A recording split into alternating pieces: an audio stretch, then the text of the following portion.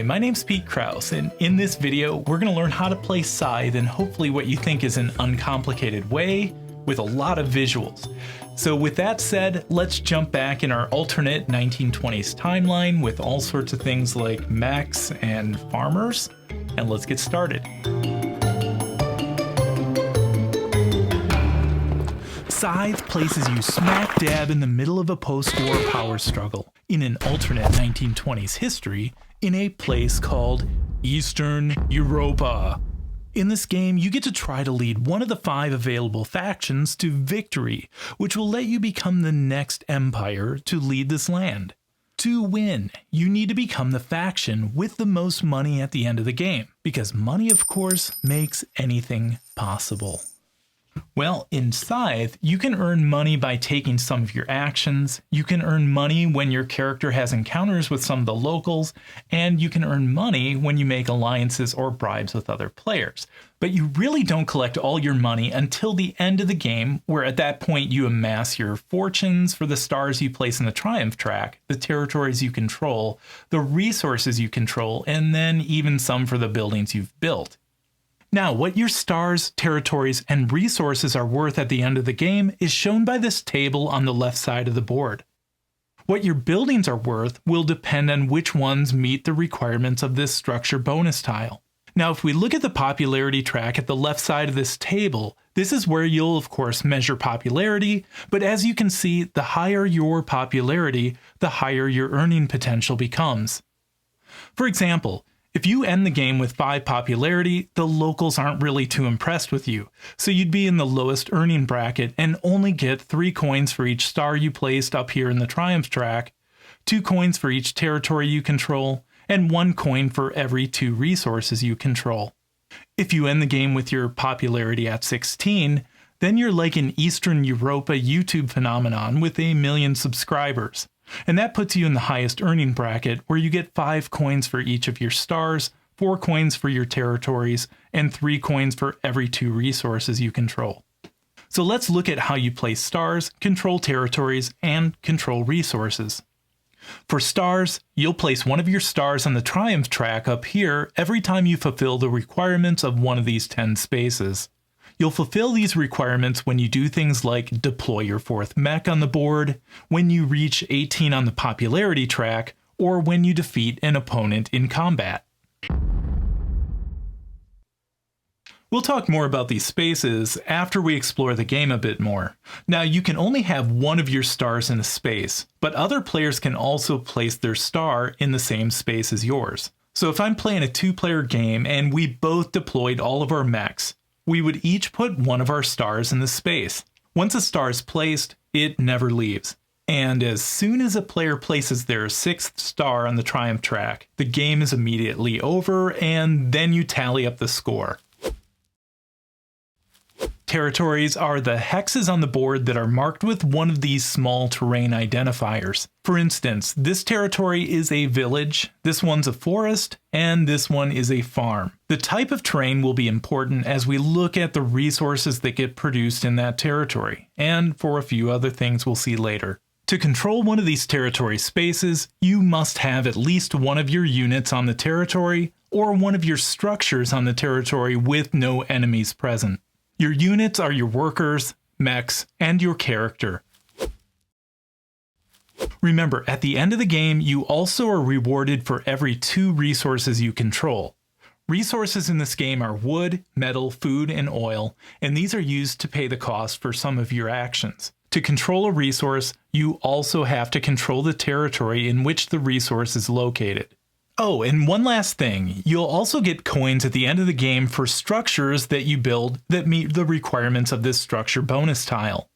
Details for these are listed in the rulebook, but to show an example for the one I have here, this one means that you get coins for every structure you build in a straight line. If I build 4 of my structures in a straight line, at the end of the game I would get 9 coins. Let's start with the worker. You'll have 2 workers that start on the map at the start of the game. You're going to use your workers to produce your stuff. And by stuff, I mean resources, more workers, your mechs, and structures. Your workers can't engage in combat, but they really love you and they're just waiting for your next orders of what to do or where to go. Your second unit we'll talk about are your mechs. Mechs get deployed with the deploy action, and once on the board, they act as mass transit for your workers. Oh yeah, and they are also tools that you can use in combat against another faction. And your third type of unit is your character. Think of your character as representing yourself on the board. So your character will be used to explore the board, meaning your character can have encounters with the locals and do something very unique, which is cool. We'll see in a bit at the factory. What could that be? Oh yeah, and like your mechs, your character can also engage in combat. So set up your board in the middle of the table, and if you flip your board over, you'll notice that you have a very large print board. It has huge hexes, but in order to play with this side, you need two things. You need to purchase the second half of this board because this is only half of the large print board, and you need a lot of table space. Next, search the board for these little encounter symbols and place one of your encounter tokens on each one of those. You should have 11 total. Then place your resources and coins somewhere near the board. Shuffle and place your combat deck here. For this area here, this is for your factory cards. And for that, you're going to deal one card for each player plus one. So we're setting up for a 2-player game, so I will shuffle and draw 3 cards. Shuffle and place your objective deck here. And then shuffle and place your encounter deck here. Shuffle these structure bonus tiles. Draw one at random and place it in this space. Shuffle and deal 1 faction mat to each player. Now it's recommended that the player sit next to their home base.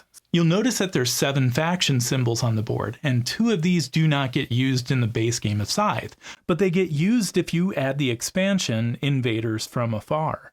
Then shuffle and deal 1 player mat to each player. Now there's 2 combinations of faction mat and player mat that you want to avoid, and that's Rusviet with Industrial and Crimea with Patriotic.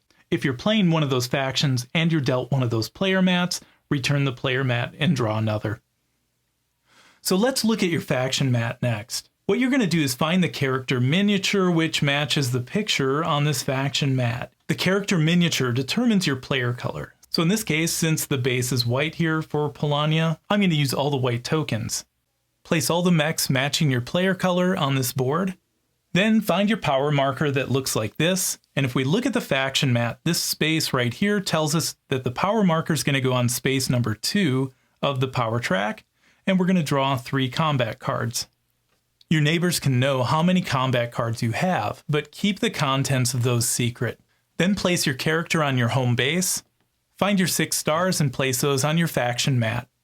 Now let's move on to your player mat. So place 6 of your workers in these 6 red spaces, and then place the 2 remaining workers in these 2 territories next to your home base. Find your 6 cubes and place 1 in each of these small green squares. You'll notice in the bottom right corner there's a small black square for where these go. Place your 4 structure tokens in these 4 spaces. They're only going to fit one way, so it's easy to figure out which one goes where.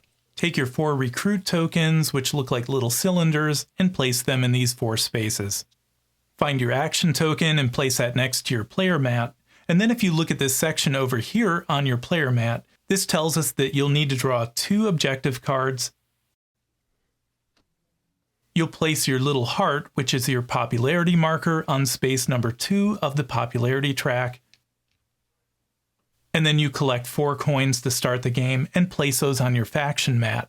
Coins come in denominations of 1, 3, 5, 10, and 20. There's also 2 quick reference cards a player can take. One is the quick start card, and the other one includes the Riverwalk details, which we'll get to in a little bit. Alright, now it's time to look at what you do on your turn. I'm going to cover the basic rules of Scythe here, but you'll see that each faction has a special ability that will break one or more of the rules I talk about, or it can add a new rule. Just be aware of that now, so when you play the game, don't forget what rule your faction can break, as I tend to forget this from time to time when I play, or maybe more than time to time. For a full list of faction abilities, see page 21 in the rulebook. Also, during gameplay, you can make agreements and deals with other players, but the only thing you can exchange for these deals, or agreements, is your word, or you can exchange coins. Hey! There are no rounds or phases in Scythe, just turns. When you start a game, the player with the lowest number, as shown here on their player mat, takes the first turn, and then players take turns clockwise. Turns continue until one player places their 6th star in the Triumph track.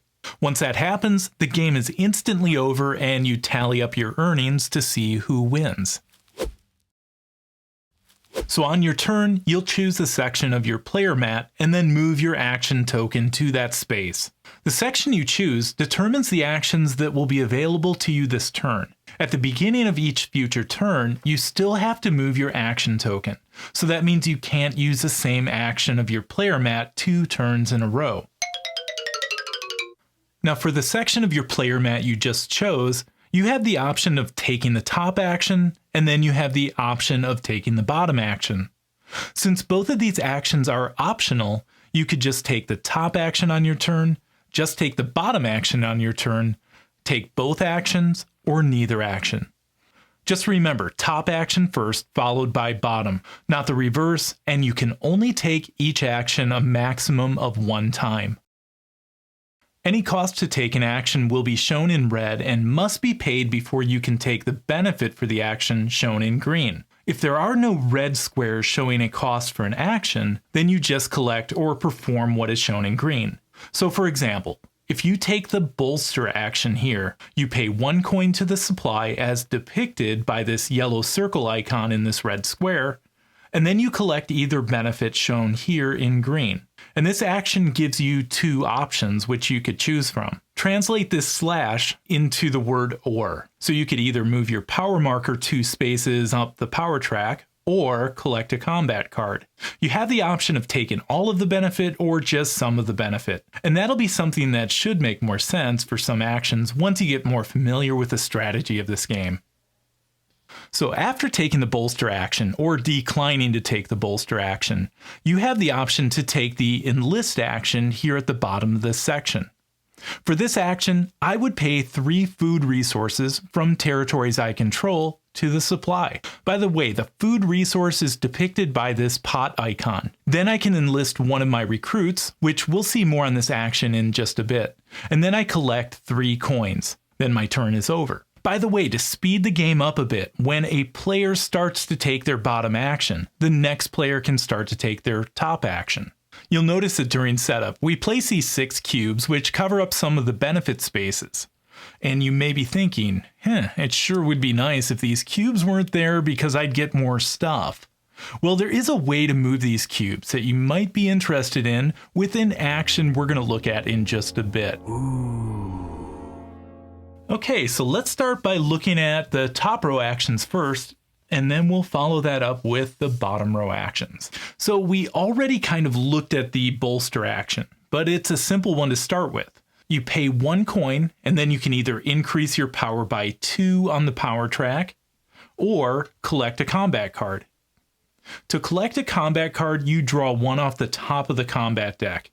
If this deck is empty, you reshuffle the discard pile and place it face down to create a new pile. Now, depending on what you do with this action, if you take power, you would spend your power when you act as an attacker or defender in combat. And then combat cards can be used during combat to optionally augment your power as well. So for the trade action, you pay 1 coin to the supply, and then you gain 2 resources in any combination as noted by these multicolored icons. And then you place them on a territory you control with at least 1 worker on it. Or you can alternatively increase your popularity by 1 on the popularity track as noted by this heart. So for an example of taking the trade action, I would pay 1 coin. Now I could collect any combination of resources here, but in this case I'll just collect 1 metal and 1 oil. And then I can put these on any one of these territories with my worker because I have at least one worker on these spaces. I couldn't put them on this territory with the mech because there are no workers on this territory. So I'll place these resources here. And just a reminder, remember that workers are not a resource, so you can't produce workers with the trade action. Just metal, oil, wood, and food. For the move action, first, there is no cost for this action. You just have the option to move up to 2 of your different units from one territory to an adjacent territory. By default, units can only move one space. You can't choose to move the same unit twice with this action. You just move one unit and then the other unit. Or for this action, you can forego the move and just collect a coin.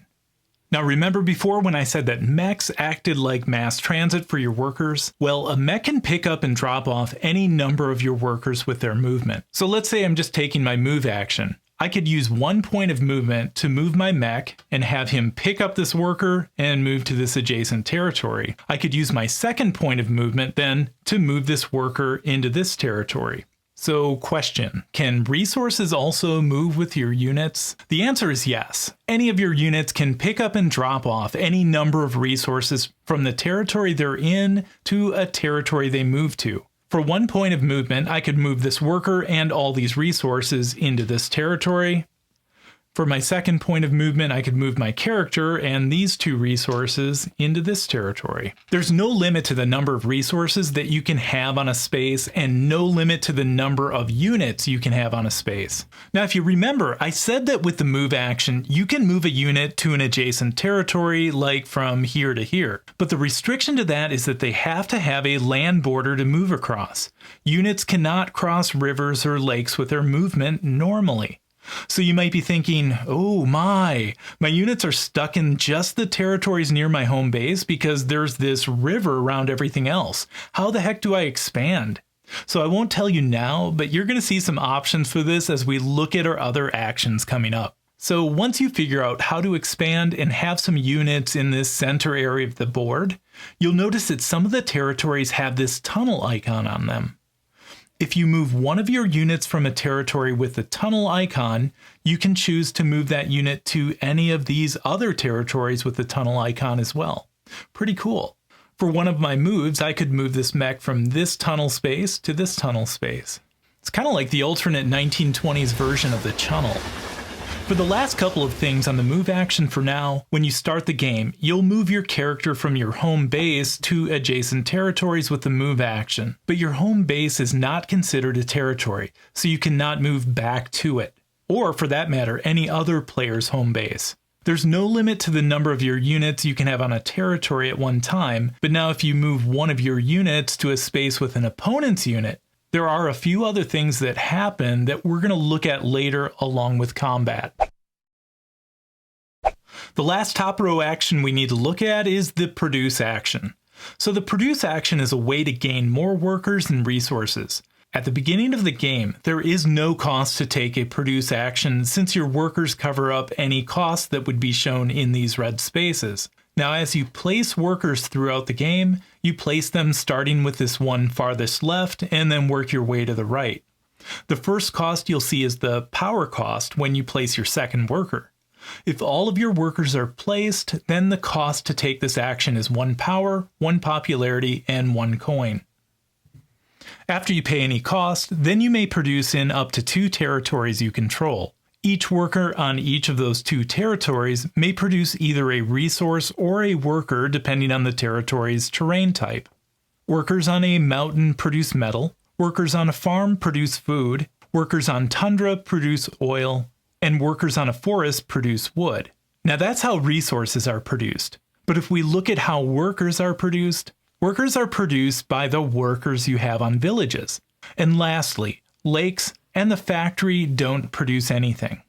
There's no limit to the number of resources you can have in a territory. If you run out of resource tokens or just want to clean up your territory, you can use one of these circular tokens with the +3 on one side or a +7 on the other side to show multiples for that resource.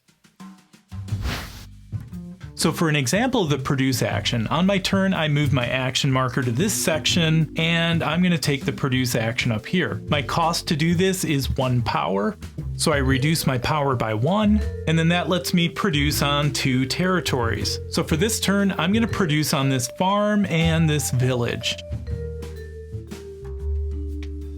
Next, I'll produce on this village, and since I only have 1 worker here, I'll take 1 worker from my player mat and add it to this space.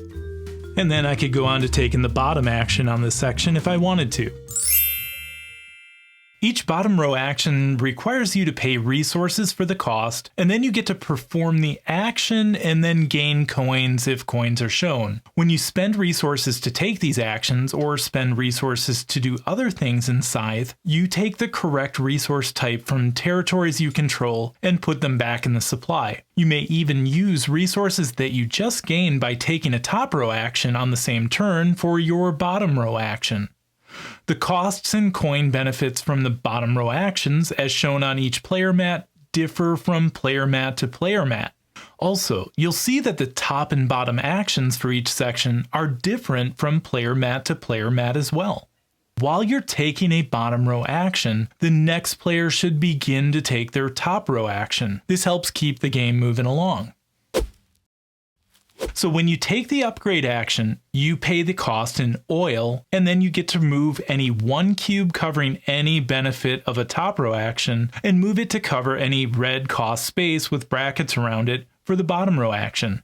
You also collect any coins shown as benefit for this action when you take it. So I always think of the upgrade action as really giving 3 benefits. You reveal an additional benefit from a top row action, you reduce the cost from one of your bottom row actions, and collect coins if they're shown, so it's nice. Now let's move on to the build action. To take this action, you pay the cost shown in wood and then choose any structure from your player mat and place it on any territory you control that has at least 1 worker in it, and then you get to collect any coins shown. So the cost here to build is 3 wood. So I take those 3 wood from resources I control, put them in the supply, and then I'm going to choose to build my mine. Keep in mind, I could build any structure on my player mat, but I'm going to choose to build my mine, and I'm going to build it right here because I have a worker in this territory. And then don't forget to collect your coin. When you build a structure, you uncover an additional benefit that you'll be able to take for the top row action.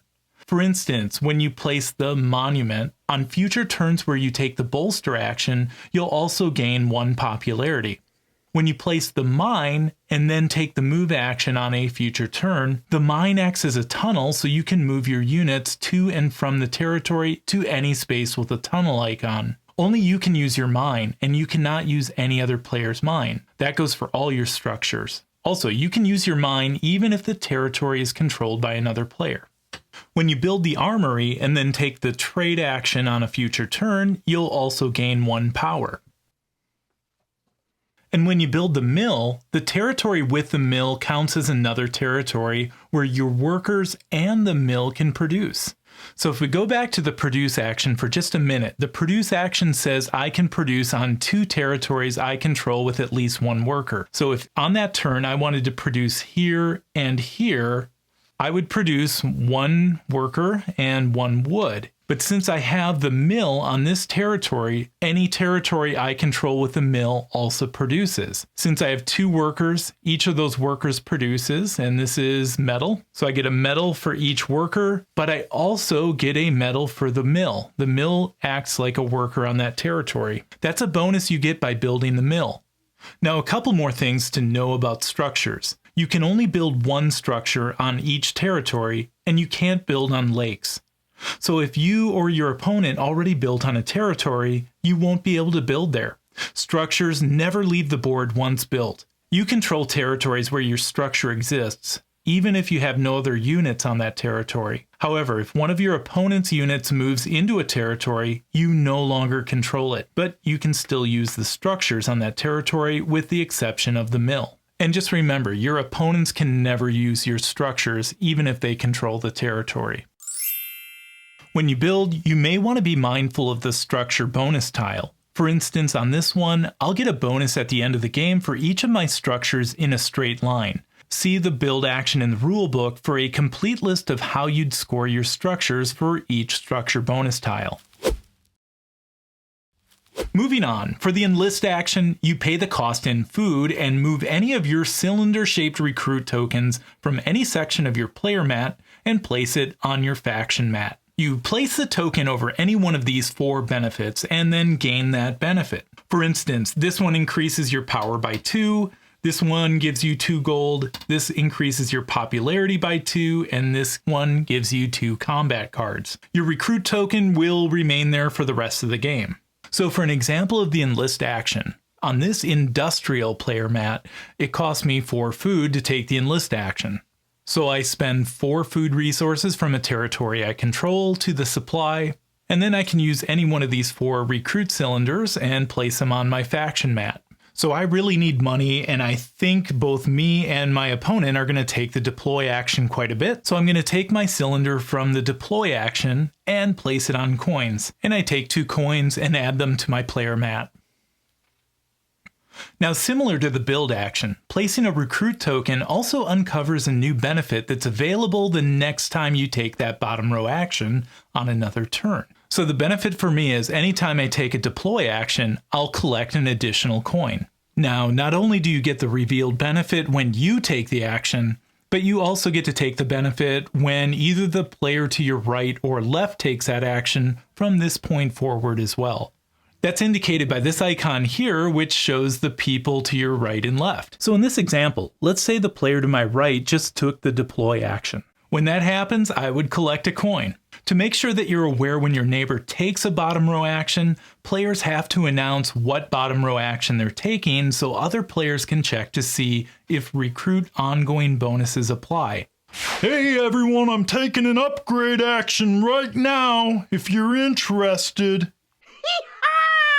If you're just playing a 2-player game like we're set up for and your opponent takes the bottom row action, that just triggers your recruit ongoing bonus 1 time. So you just collect the bonus once. The last bottom row action we need to look at is the deploy action. To take this action, you pay the cost in metal and then place any one of the mechs from your faction mat onto a territory you control with at least 1 worker. And you'll notice that on this agricultural mat, the deploy action doesn't award any coins.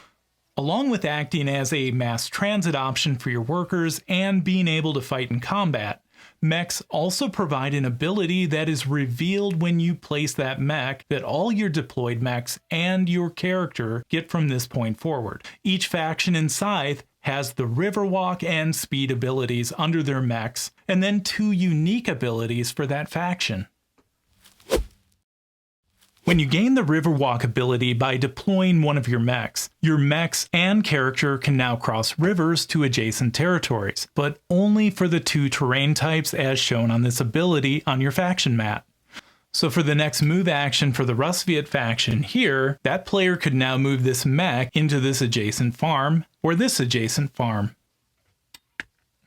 So included in this game is a Riverwalk quick reference to see what terrain types each faction can cross into when they cross rivers.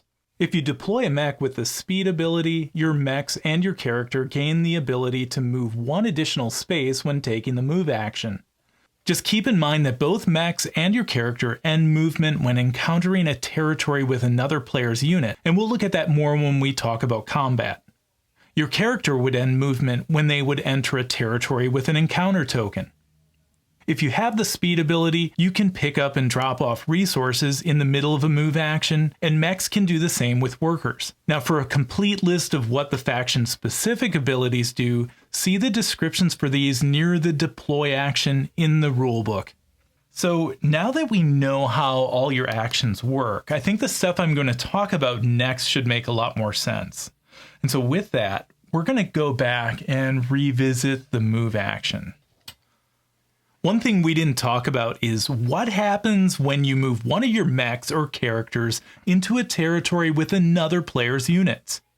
And by the way, your workers can't move by themselves into a territory controlled by another player's units, just your character and or your mechs. However, your mechs could carry your units into that space, so keep that in mind. Let's first see what happens when you move your character or mechs into a territory controlled just by another player's workers. So when you do this, your unit's movement ends immediately. The other player's workers return to that player's home base. They leave all resources behind which you now control. Hey, that's great! But those workers don't feel good that you invaded their territory, so they spread some negative feedback about your faction. So for each worker who retreated, you lose 1 popularity. In this case, I'll lose 2. Well, that's not so great. For the next scenario, let's look at what happens when one of your mechs and or character moves into a territory with another player's mechs and or character. When that happens, that unit's movement ends. You can then take your second move, and if your mechs and or character shares this territory with another player's mechs and or character at the end of a move action, combat is immediately performed. The bottom row action from your player mat isn't performed until after combat is finished. Also, when you move a character or a mech into another player's territory with one of their mechs and or their character, the territory is still considered to be controlled by them. How is combat performed? It's actually pretty easy. First, understand that the attacker always has the advantage. So in the event of a tie, the attacker will win. You start combat by applying any benefit you might have received by placing a mech on the board with the deploy action, and this would be your mech's ability. Then each player takes one of these power dials. It doesn't matter which one, and then each player selects how much of their power, as indicated by their power token on this power track here, they want to spend. They secretly set their dial with the number they select at the top. Now the dial only goes up to 7, so even if you have more than 7 on the power track, you'll only be able to use 7 of it per combat. And of course, you can only spend what you have. So if I had 3 power, that's the maximum I could spend. Also, a player could choose to spend 0 as well if they wish. So let's say I'm the white player and I decide to spend 3. I would be able to spend 6, but I only want to spend 3. Let's say the red player decides to spend their maximum of 7. After you set your dial, then each player can optionally boost their power by tucking 1 combat card for each of their mechs and or character in the territory under the left side of the dial. So in this case, the red player could use 1 combat card, and the white player could use 2 because she has a mech and her character in this space. Combat cards display a power from 2 to 5, and if you want an idea of how many of each card exists in the game to help you better make your decision of how much to spend, you can look at this table up next to the combat card deck and you'll see, for instance, that there are 16 power 2 cards and only 6 power 5 cards in the deck. Your opponent will know how many cards you have, but you don't have to tell them how many you're going to play for the combat. Once players have set their dials and added any combat cards, they reveal their dials and add their combat card to the value on their dials, and whoever has the highest number wins. Again, in the case of a tie, the attacking player wins. Each player then lowers their power token, the number of power they spent as shown on their dials, and they discard any combat cards they used. The winner now controls the territory and any resources that are left behind. The winner also places one of their stars on one of the 2 combat spaces on the Triumph track. Each player can have a maximum of 2 stars for winning combat on this track, 1 in each space. Players can continue to win a combat even if they already have 2 stars on the Triumph track. They just don't get to place any additional stars after their second victory. The loser then moves all their units on the space back to their home base and leaves the resources behind for the winner to control, if any. Also, the winner again loses 1 popularity for any worker that was forced to retreat from this space. If they spend at least 1 power, either from their dial or a combat card, they get to draw 1 combat card as a consolation prize as they retreat to their home base. After combat is resolved, the current player whose turn it is can now take their bottom row action if they wish. Let's look at a couple other things that are triggered by taking the move action. Anytime you move your character to a territory with an encounter token, your character's movement ends. Then if this triggers any combat, just resolve that next. But if your character is still in this spot after combat, then you discard the encounter token as seen here, and you get to draw 1 encounter card. You read all 3 options as seen on the encounter card to all players, and show the image so all players can use their imagination about what's going on in that territory. Then you select one of the 3 options from the card. If there's a cost associated with the option, You must be able to pay the cost to take that option. Any resources or workers gained from the encounter are placed in this territory, meaning the one the encounter is happening in. After the encounter, you place the card face down at the bottom of the encounter deck, and you can then take the bottom row action if you wish. Now, what happens when your character goes exploring and moves to the factory territory in the center of the board for the first time and remains there after combat? Remember that what I said was going to happen here was pretty interesting earlier. Well, when this happens, you get to look at the factory cards on the board and select one of them to place next to your player mat. This card is great because it adds a new section with new actions to your player mat that you can select for future turns. The actions on your factory cards are unique, so they won't trigger any recruit bonuses or anything like that when you take them, or anything else that a normal action would trigger. There's also always a different type of move action that is at the bottom of this card, where you move one of your units 2 spaces instead of moving 2 separate units 1 space each. The other rules we've looked at for the main move action still apply to this one. After you select a factory card, then you place all the remaining cards face down back in the factory card space on the board. You can only gain 1 factory card for the game, so choose wisely. So let's talk a little bit more about this factory space. We know what your character can find there, but what else is unique about it? Well, there's 2 things. The factory is worth 3 territories at the end of the game rather than just 1 for the player who controls it. And number 2, the factory doesn't produce any resources. So now let's look at these objective cards that have been sitting next to your player mat since we set up the game. Either after your top or bottom action. If you meet the requirements of one of these objective cards, you may reveal that you've completed the objective to the other players. When you do this, you place one of your stars in this space up on the triumph track, and then discard this card along with the other objective card by placing them face up on the bottom of the objective deck. You won't draw from this objective deck during the base game of Scythe, but there is an expansion that will let you draw from this deck. Lastly, let's just revisit the Triumph track, because it's going to make a lot more sense now. So the requirements to place a star in each space are as follows. For this space, when you complete all your 6 upgrades, when you deploy your 4th mech, when you build all 4 structures, when you place 4 recruit tokens on your faction mat, when you produce all of your workers, when you fulfill an objective, when you win a combat for these 2, when you reach 18 on the popularity track, when you reach 16 on the power track. And by the way, your star stays on the triumph track even if you lose popularity after having 18 or lose power after having 16. For final scoring, you add coins to the coins you already accumulated throughout the game for the number of stars you have on the triumph track, the number of territories you control, and don't forget that the factory counts as 3 territories, and then you collect coins for every 2 resources you control. And then what you get for your stars, territories, and resources depends on your popularity. And then lastly, don't forget to collect coins if you've met the requirements on the structure bonus tile. With that said, I'll show you a quick example of final scoring. So we'll add up the coins the white player gets first, and then we'll look at the red player second.